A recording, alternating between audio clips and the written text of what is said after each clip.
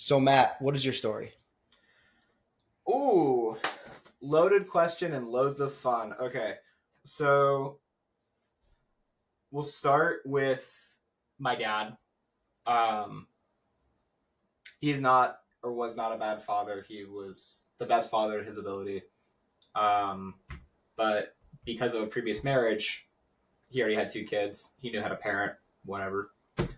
And my mom, I was her firstborn. So she wasn't super like able to navigate the ways of parenting, you know. So when I was born in California, and then when I was like 3, we moved to Massachusetts because my dad, his work had him working on the East Coast. So during that time, my mom had no community. She had no one.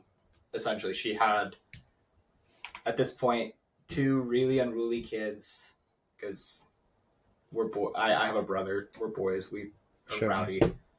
Um, she had my dad, who was gone for predominantly all of the day, and that unfortunately led her to have a lot of issues. A lot of issues. There was a lot of abuse, a lot of screaming, a lot of there wasn't there to my memory there wasn't super a lot of physical stuff going on, but there was a lot of emotional and mental stuff going on. Like for example, one of the times I have this like flashbulb memory, which is I wish I could have aborted you. That was like a big thing that stuck with me. That's what your mom Um, your mom said that to you? yes, correct. This is when I want to say when I was like 5. So we eventually, I actually find this out later that it got to the point where my dad was seeing all this kind of stuff and taking note of it, and he was ready to file for divorce with my mom. Which he actually had prior experiences with because his first wife was abusive to his other two children. So he had already had that experience and mindset on how to navigate that kind of situation. So it ended up, he said, I'm going to do a Hail Mary. And he requested to go back to the California branch of his job. And we moved back to California, specifically in Orange County, when I was like 7. Yeah, I want to say when I was like around 7. And thankfully, um, the abuse from my mom like died down like a lot. Like I'm grateful for that. She was able to get on medication. She was able to take care of her stuff, and that was like fantastic. What was Um, what was the significance of moving back to California from Massachusetts? Community.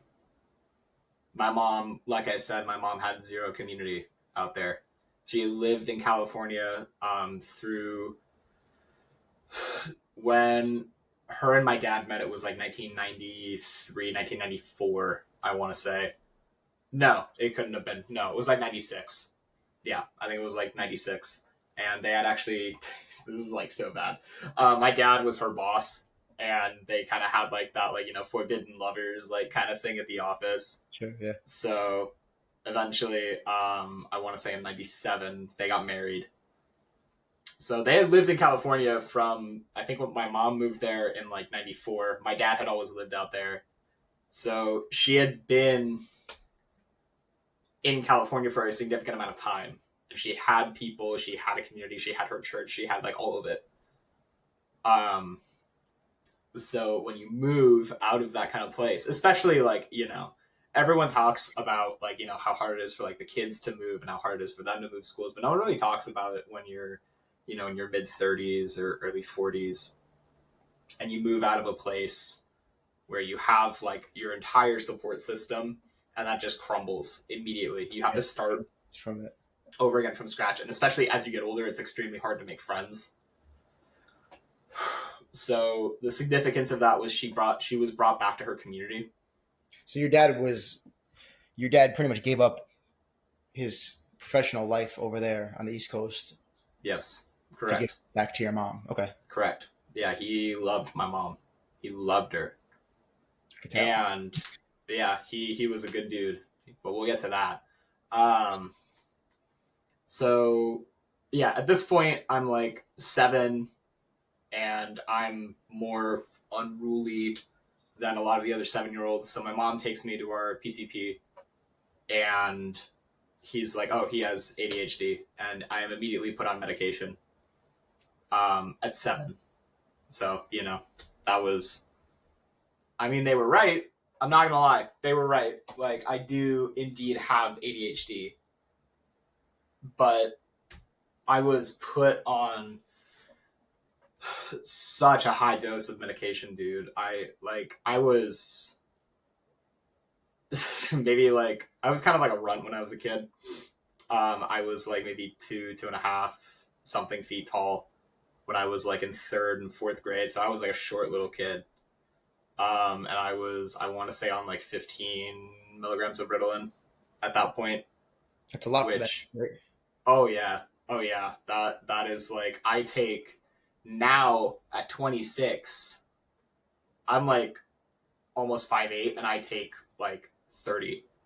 So my weight is obviously a lot different. It plays a factor into it, but yeah, taking half of that dose at 7 is like just extremely unheard of. But my mom, again, she didn't know how to parent. She was primarily in charge of that, and she was like, "Okay, the doctor says, okay, if it's as bad as you are saying, we need to do this dose." So there was no real advocacy for that, you know. What But was it? So it was just in an attempt to like calm you down when you say you were unruly. Like, what did they put you on the dude, medication? Just like that was just their dude, assessment it of. was just, yeah, no, it was just like, oh, he's not paying attention in class. He's fidgeting. He's like doing normal 7-year-old stuff. You know what I mean? Like it what like yeah, I wasn't, I didn't want to focus in school. I The didn't. the medicine. Yeah, it was complete. It was more just to like calm me down and just kind of control me and control my behavior, you know, Yeah. because it was just so, I don't know. I guess like to a point where they were just like, we can't fucking deal with you. Like, you need to go on meds. Which, I mean, again, my dad at this point. My dad at this point, he's working on East Coast time. We live in Orange County. He works in Los Angeles, so he has to be on the road at like 3 in the morning. It's brutal. Yeah, dude. Sometimes he'd leave even earlier than that, dude. It was intense, but regardless, so yeah, it was just my mom there, my mom and my nanny there to parent, because I grew up pretty. I'm very grateful that I grew up very affluent. Like, I'm extremely grateful for that, which I know a lot of people. There's a lot of shame surrounding coming from money, but I'm not like a generational wealth kind of kid. You know, my dad was just at the right place at the right time, and he got to make his money that way. But we took full. I don't say like I take like pride in it or whatever, but it was just that whole trope of you know the the mom doesn't have to work, she has to manage the kids, which is in and of itself a full-time job. She's on medication, I'm on medication, she can't deal with it, my nanny can't deal with it, so it's like, okay, just drug the kid up and do whatever. But we're gonna fast forward a little bit here through the middle school, because nothing really significant. Actually, no, that's not true. That's not true. No, we got to talk about the catalyst for everything else. But so when you are on Ritalin, the most common side effect that people have is appetite loss. That is like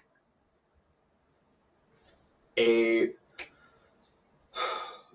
general, every single type of this kind of drug in this category has that side effect.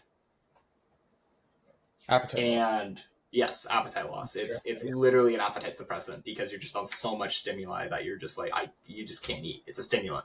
It's like meth essentially. It shares, I think, like one chain difference from methamphetamine, Wow. methylphenidate. That's the technical term for the drug, is methylphenidate. It's like a branch off. So yeah, no, it's literally like derived from, and it's an amphetamine. Like it's a controlled substance. They don't want you taking it, but that's why it's so abused. But regardless, um, the appetite loss was a major side effect and hit me very hard. So, but my dad, my dad didn't grow up having a lot of food. That plays into play a lot later. So, essentially, what I would do and my morning routine would be I would wake up and I would have, like, I don't know, a little bit of breakfast and then take my drugs. And then that would have been at like 7 a.m. I take my meds. I get home from school and I don't eat again until like 8 or 9 o'clock that night. Wow. And my dad being like, well, he just needs to eat something. He'd get me like fast food, or he'd make me really greasy foods, or like what, just stuff that like, it's cool to have once in a while, but like not every day.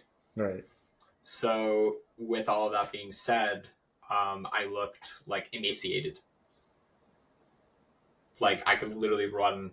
Like with my dad would like do this as like a little like joke. He would take his fingers, go like this, and run it down my arms, Wow. and he could just like run it down. So you were like And but my stomach, in an unhealthy way. yeah. But like the thing is, my stomach was like extremely distended because I wasn't eating enough. So I literally looked like pregnant. That was what I got bullied for a lot in elementary school, was because I looked pregnant because I just wasn't eating, but I was extremely fucking skinny. So because of that bullying and because I just like was not having it, I transferred schools. I went to a private school, still in Orange County, um, and that went like extremely well. I actually had a really good experience in middle school, but towards the tail end of eighth grade, like the summer from seventh grade into eighth grade, um, I started getting a little bit more careful with how I looked. I started to get a lot more, I started to sleep a lot worse. I started to not eat as much. I started to essentially, those were the beginning signs of like mental illness, like, that was starting to present. Do you mean like So, you were yeah. like an eating disorder type thing, or what do you? Yeah, absolutely. Yeah. Oh, yeah, absolutely. I wasn't sleeping. I started starving myself. I would have like, I think like, I think my max throughout that entire year was like 1,200 calories on a single day.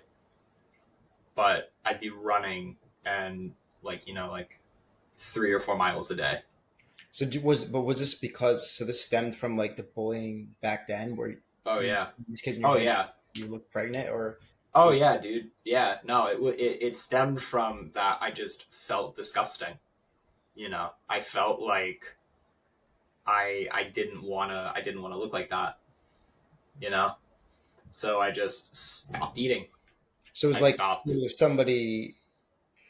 I mean, everybody has a perception about their body, right, and what they want to look Right. like. So, but instead of Right. like, oh, let me go to the gym, you were taking it to like an unhealthy level, like an extreme, and you were Right. just like, starving yourself, like almost like anorexia Right. and stuff. Yes, absolutely. I would absolutely say that I had anorexia. Yeah. Um, what is it? So that point, so I went to kind of like an experimental ish high school. It was like a charter program through a middle school. And at this point, I started to feel more and more worthless just for like no reason of my own, just because like, I don't know, it wasn't really stemming from almost anything, but I feel like the memories of like that abuse and that like stuff that happened in mass were just starting to come back a little bit. I didn't know or at least the feelings associated with it. I don't think that a lot of people, when it first starts to present, can really identify like where it stems from. Sometimes they can. I shouldn't say every time, but sometimes like it can easily be tracked back to this. I think But a lot of the time, a lot of the time, at least the people that I've spoken to since doing this, yeah, they have not been able to identify. They're just all of a sudden suffering, and they don't know where right, it's coming from. Whether it's anxiety attacks, depression, uh, right, stuff like that. They have no idea like why is this happening to me, and they have right. no idea. So for you to be able to like pinpoint that and know where the root of the cause Mm-hmm. is good. Yeah, no, I've been always pretty interpersonally smart, thankfully. But we go now. We get into the fun shit. Um, so I went to a like charter program for my freshman year of high school, and that charter program unfortunately ended. My like midway through my year, they were gonna let us finish out the year, but I ended up transferring to a private Christian school in Irvine. Um, and that summer, that's when the self harm began because I just felt like such fucking trash that I was like I need to feel something. I need to get this. I need to like not go to bed at 4 in the morning. I need to like and then wake up at like 6 or 7 a.m. I need to like just feel fucking something. And a lot of people's primary method is cutting. Mine was burning. So I went like basically from, you know, like I just wanted to feel what it was like, you know. So I would do it on like the backs of my calves. I don't know why I chose that. I just liked wearing t-shirts and I didn't want people to see me with like burn scars all over. I have some from like cutting and stuff, but um yeah, I would just do it on the backs of my calves, really, because I always wore like jeans and shit. So So to hide it, yeah. yeah, exactly, exactly. But at this point, I start private Christian school. I'm 109 pounds at this point. I'm like just feeling like such trash, honestly. But that summer, um, I went to a pretty big one of like the three big churches in OC. This one's main campus is in Irvine. I'll let you piece together the details. But I met a girl there who was a volunteer. I was like 15 at this point. She was almost 19. And we started a relationship. She found me in a really, really vulnerable spot. And I don't know if she was in the same spot or just knew an easy target. But we started having a relationship. We started hooking up. We started, and this was all like on the church's campus as well. Like I didn't drive at that point. She didn't drive at that point. She was kind of a fucking loser. But yeah, so I remember there was one specific like maintenance building we would go behind, and just we would just hook up all the time, every week, every Sunday, and I thought I loved this girl. Like I was so convinced that like I was gonna marry this girl. Um, so that was going on the entire summer, and then that didn't stop. Um, but yeah, so I start private Christian school again. I'm 109 pounds. I'm doing my self harm stuff. I'm still running. I'm still just intense. And then I meet another girl. So the church girl and we break up. And I start dating this other girl, and she rocks my shit. like just absolutely like just upends every other piece of self-worth that I had, you know? Like I was constantly like in trouble. I was constantly being told like don't fucking do that, like don't do this, don't do that. Not even in um accordance with like the self-harm stuff, but literally just in like my everyday mannerisms, the way I walked, the way I talked, the way I held myself, the kind of music I was into, the kind of movies I wanted to do, or like what job I wanted to end up going to after like high school, all of that. So I'm still feeling those effects, like today, because I was in just such a horrible space. Just Um, toxic relationship. So like emotionally yeah, abusive. yeah, exactly. But her and I eventually break up, and I get back together with Church Girl because I just feel like I can't get anyone else. You know, I kind of come crawling back, and that was around Christmas. Yeah, I want to say that was around Christmas. But during like the finals week before winter break of my sophomore year, my mom basically is like, "Hey, like you really need to focus on this one final. Here, I need you to take like more of your meds." I'm at this point like I'm not even 16, so I'm like, okay, like fine, whatever. So I take triple my dose of methylphenidate, which at that point would have been around 60 milligrams, which I don't even know if most like adults that take that. Again, same weight. I'm like maybe 5'6". I'm like 110. It's like a mega dose. It literally like yeah, yeah, it was. Um so I get through my little final, and so my school, how it was broken down, there were two buildings, each one with two floors.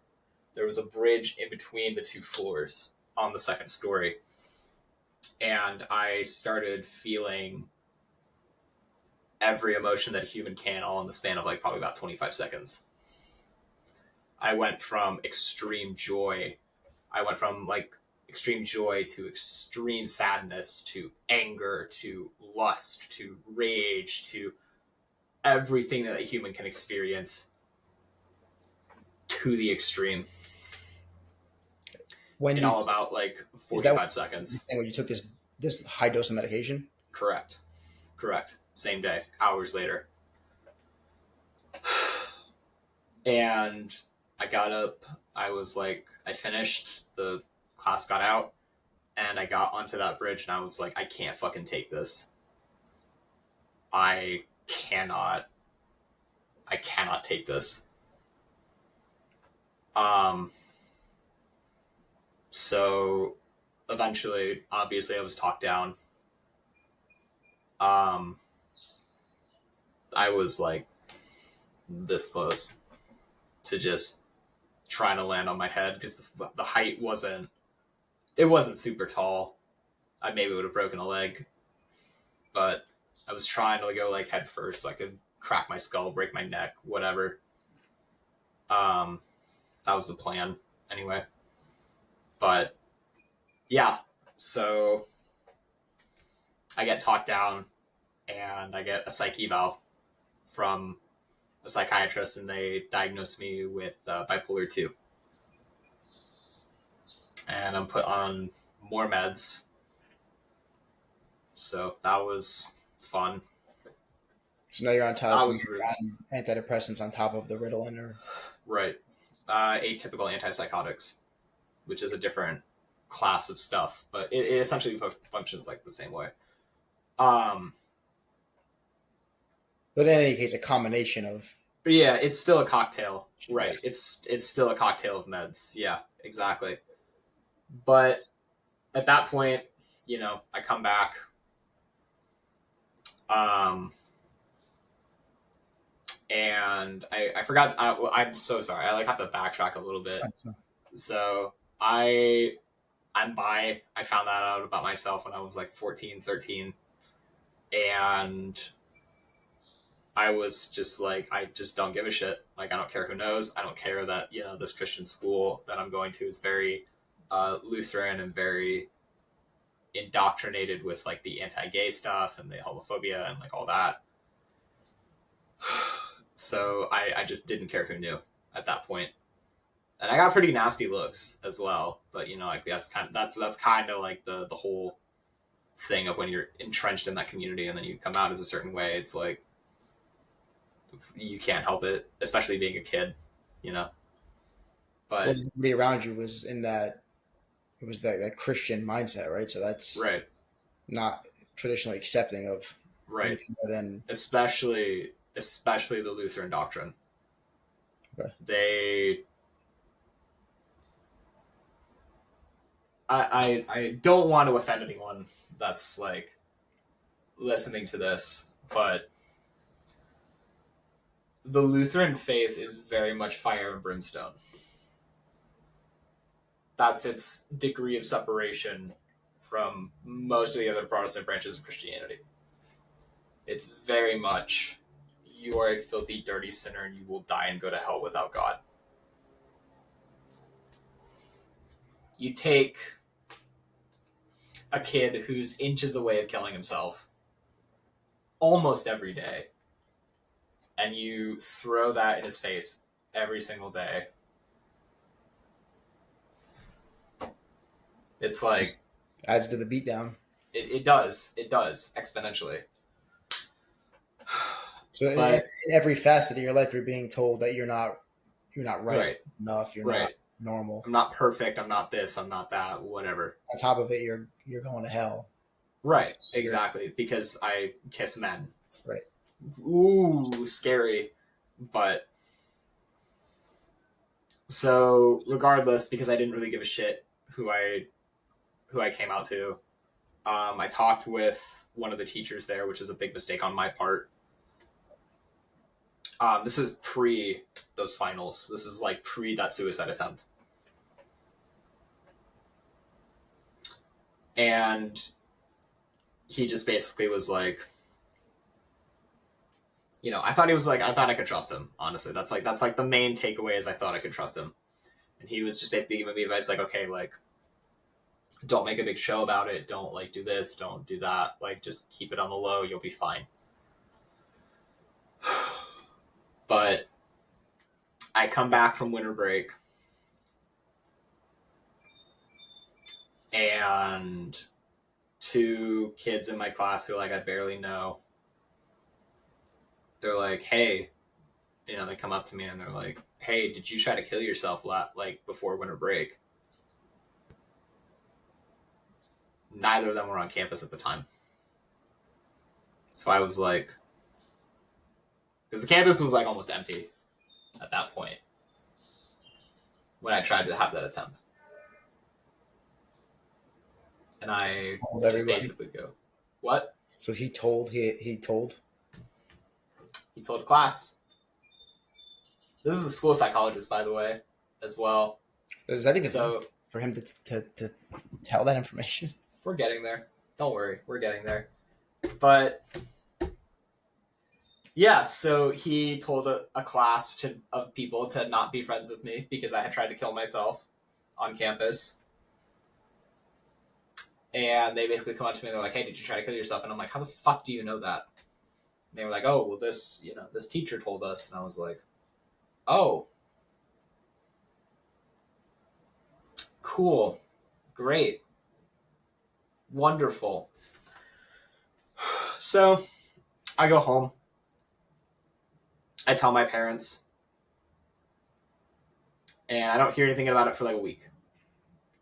I come back to school the next week and I'm pulled out of class. And in every private school, there's like a conference room. There's like conference rooms in like regular schools, but this one was like more specifically for meeting with like the board of trustees and the donors and the deans and like all that kind of shit. Like Yeah, so this one was not for faculty use. This was specifically for the board of directors and the donors and all that kind of shit. So it was like a big, like that door was like locked when it wasn't in use. Like it was a big deal to go in there. But I'm getting like put in there basically. Like the dean of students comes up, gets me, and he takes me like down to the conference room, and I get in, and there's the entire board, the dean of students, both deans of students, the principal, the vice principal, you know, and my parents and a lawyer and the teacher in question. And so I'm kind of sat there and I'm like, principal looks at me and he's just like, okay, so Matt, like we heard about like uh, an incident. Like, can you tell us what happened? So I spill everything, all of the context, you know. Um, and then he looks at the teacher and he's like, okay, like, can you explain what happened? And he just launches into a tirade, like, absolutely, like, he is a roaring faggot. He is going to hell. Like, this kid is of the devil. This kid is the spawn of the devil. That like, and because I was like really, really into and believed like really hardcore into Christianity at that point, that like I was ready to like go fucking jump out in front of traffic after that meeting, dude. It was like horrendous. But he was like, that faggot like is gonna burn and I'm gonna be happy. And I was like, That's what the you teacher know, was saying. yeah, this is what the teacher was saying. Wow. So lawyers like scribbling down notes. This is like an easy fucking payday for him. Easy hate crime. And principal basically looks at the teacher, looks at me, looks at my parents, looks at the lawyer that's like, thinking, oh shit, we're milking these motherfuckers. Like, y'all are going down. And I have a theory this was all more performative than actually action, but he just rips this teacher a new asshole. Like, just absolutely fucking rips into him. And the Save face. conversation, what's up? Just to save face. Well, he did actually report him to the board of psychologists. So his license was taken away. He was blacklisted from the Lutheran Network and he was let go that semester. So there was a punishment. Oh, and they caught my tuition. Big whoop. Like I really want to stay there. So, but I find out later that we were going to sue them for $4 million. Be really nice to have $4 million right now, but it wasn't my decision. Off on a side note, I find out later that they rehired him back after the statute of limitations ran out, Wow. and he retired. That's crazy. They waited. That was in 16. I had him back in 22. Yeah, so they waited 8 years until he could come back. So maybe that was the plan all along. Maybe, but I think more realistically, I think he just wanted the job back, and the statute of limitations to run out. I think it was just right place, right time kind of shit. But yeah, he retired from there. So regardless, that year was pretty uneventful otherwise. But thankfully, in the tail end of 2016, no, 2015, I met my wife through a mutual friend, actually, which yeah, we got together about 6 months after we met. and we got married last we got married last October, so it's coming up on a year. So Congratulations. it's yeah, it's great. But yeah, I'm like trying to think honestly because there is. I went to beauty school right after high school. I wanted to do hair. That was like the thing that just I wanted to do. Um, and that was like fine. You know, my dad at this point was like not supportive in the beginning, but it was pretty. He was supportive by the end of it. So I go through beauty school. I'm working at like a fucking movie theater. So I basically would get up at like 7, get to school at 7:50, go to school, go to work, get home at like 11, 12 o'clock at night, and do it all again the next day. It was cool. It was fun. So you said your father was at first not receptive to you being in beauty school, but how did they receive you when they found out? I don't know if you covered this or not. Hmm. When they found out that you were bisexual, Just didn't give a shit. there was nothing. So it was He no just didn't give a negative. shit. Look, he I'm a PK, right? His first career was being a pastor, but if he ever had any reservations about it, he didn't bring it up to me. So at least there wasn't that toxic like at home environment where No, you're not accepted. no, no, exactly. No. My There was more pushback from my mom because she was like, "Oh, well, you're way too young," which is honestly a lot nicer than one of some of my other friends because I had some friends that were like, threatened with being like kicked out if they were gay or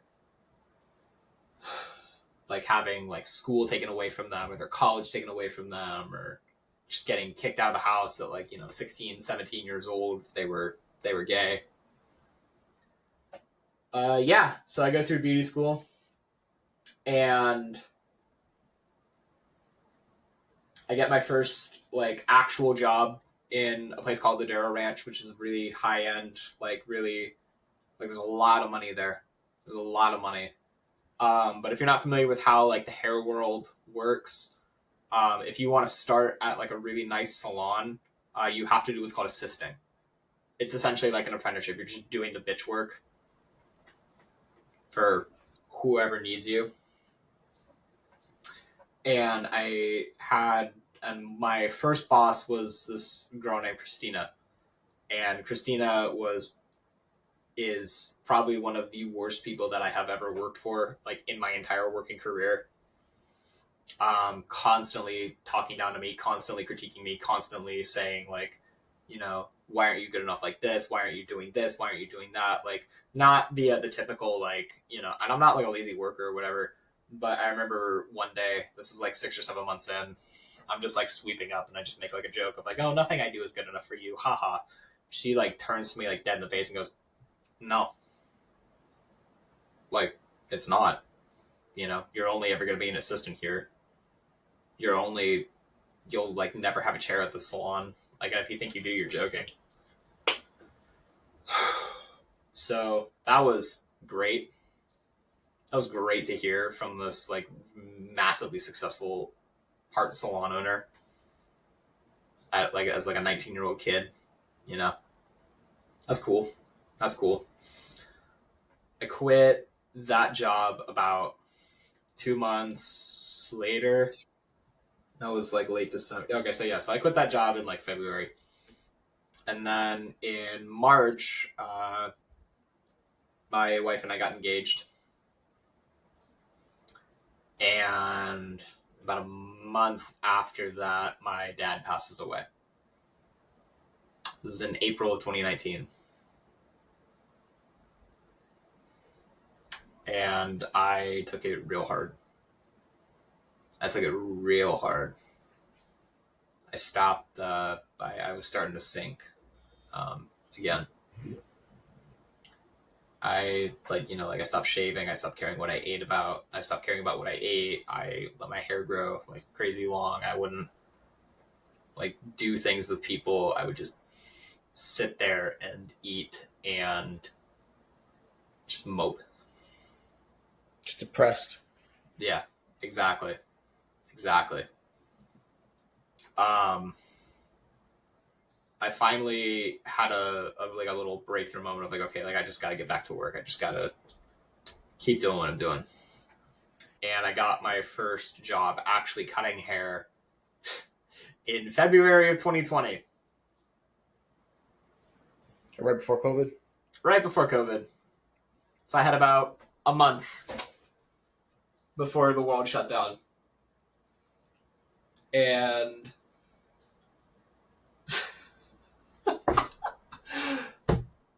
I like think back on that and I'm like, that's like, that should have been a sign for me to be like, yeah, nah, dude, go back to school. Like, this is not saying it, but yeah. So anyway, I want to say about at the end of 2020, about like December, November of 2020, throughout this entire time, I have been so depressed and so just destroyed because on top of losing my dad, we also lost our house. So we went from like what would it be? We went from like a 5-bedroom, 2-door garage house to like a 2-bedroom condo. Boo hoo! Like I have a place to live, but it's also different because I went from having my own space and having my independence. I really valued that as a person, and just like having a massive space, that I could call my own, that I could just retreat to, that I could just mope in, that I could, you feel like safe in that area. I ended up having to like just share it. I didn't have any privacy. I didn't have any space I could call my own. I didn't have like really an identity. Everything that I had just been taken away from me because I put so much of myself into my work. But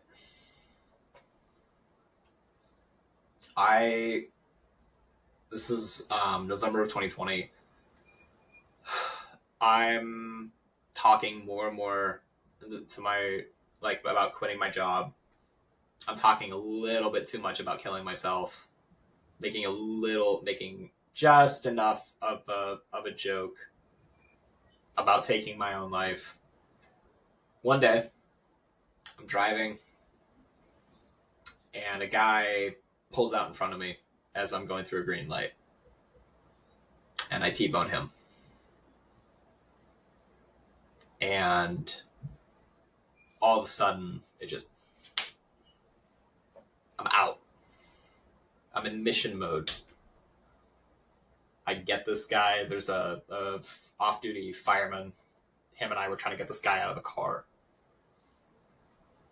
And he's thankfully responsive. He's like not super injured, just a pain in his leg. But that to me was like, okay, yeah, no, I need to go to the hospital. Because I finally, from that perspective, I was like, oh shit, no, there's a problem. I was finally able to like, like when you're like doing games or whatever, and you have like a first person and like a third person point of view. Yep. I was finally able to switch into third person and see myself as like, oh shit, like I really need help. So that semester. So end of that year, I enroll in a program at a hospital. It's called an IOP, or intensive outpatient therapy. It's essentially really, really intense group therapy at a hospital setting, but you can like actually just go home at the end of it. It's like, I'm sure you're probably familiar, but for people that aren't, so there's the degrees of separation are basically inpatient, where it's that's like your standard, like you're going to the psych ward. Mm-hmm. There's residential, which means you live at like a house with some other patients, like you have more privileges and freedoms, but you're not free to leave. And then IOP, or outpatient, is like you just get to go home. So thankfully, I was at that bottom rung. But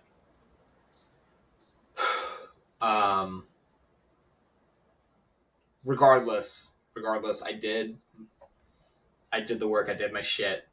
I got my stuff together. I processed a lot of stuff about my mom.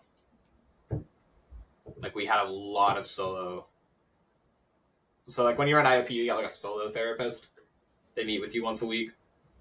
And almost every single sesh with my solo was with my mom on the phone, just while she was at work.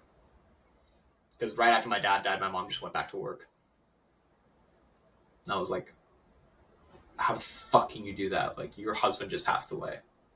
My dad just passed away. Like, why the fuck are you going to work? And I needed perspective. You know, I needed to understand that people grieve differently. I needed to remove this person that I call parent from this pedestal of godhood. You know, they're just people. They're just like you and I. They're still trying to figure it out. And it's really hard to navigate the death of a loved one. No one really knows the perfect way. You can read as many books, you can read as many articles, you can listen to as many podcasts, you can listen to just whatever. There is no clear-cut formula for navigating that. Some people need to go to work. Some people need to not go to work. Some people need to backpack across Europe. Everyone needs something different. Everybody grieves differently. Everybody grieves differently. But I get out of IOP. I start working. I finally have it made to where I'm making money doing what I want to do. And that's great. And then the owner of the salon I'm at comes up to me and he's like, hey, I'm raising the rent. I'm like, okay, like how much? And he gives me the amount. And I'm like, you don't provide anything close to that amount of money. So I go and I get a suite, which is like a private little studio. And slowly but surely, because this is 21, 22, everyone gets stimmy money in like 2020 and 21. No one's getting stimmy money now. And the cracks in the economy are starting to show. People aren't coming in as much. People aren't doing as much. And slowly but surely, my business peters out. So, talking with a buddy one day, we're playing games. I'm complaining about money, and he's like, my job is hiring. If you want, I can help you get a job there. And I'm like, what do you do? He explains it. And I'm like, I don't really know. Like, I don't know.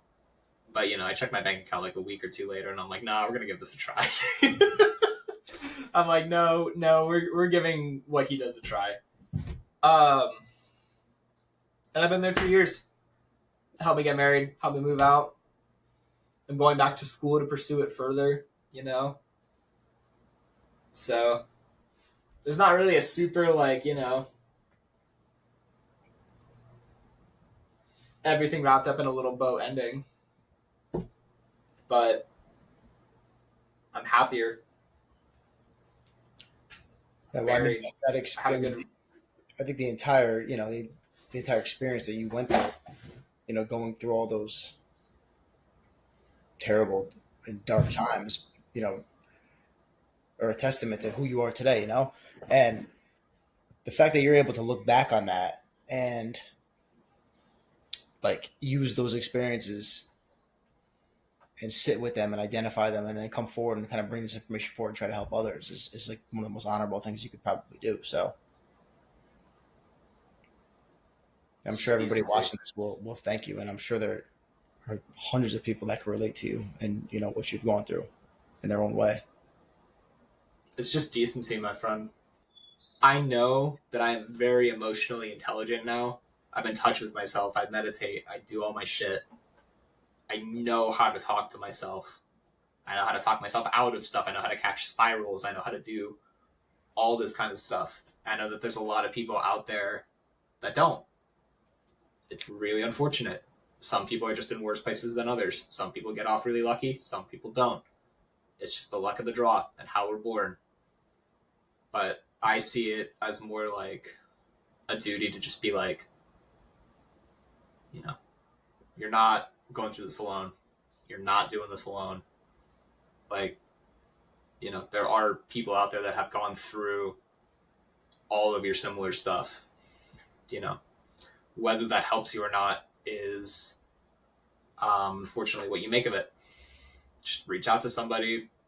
Yeah. But yeah, that's kind of my story. Thank you so much, Matt.